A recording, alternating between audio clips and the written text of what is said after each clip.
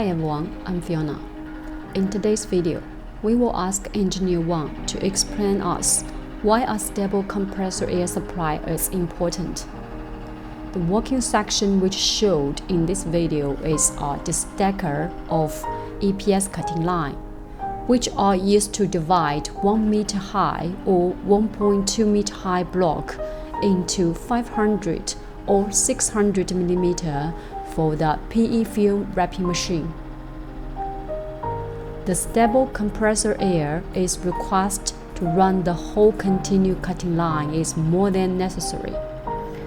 When the compressor air is unstable on site, the full piece of cylinder may be not synchronized. In this case, you may slightly adjust the compressor air knob to adjust the compressor air flow, which can only solve the problem temporarily. The idea is to place a small storage tank alongside the cutting line to satisfy the needs for a large amount of air in short period of time.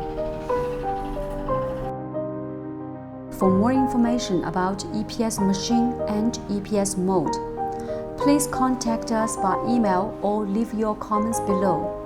I'll see you next video.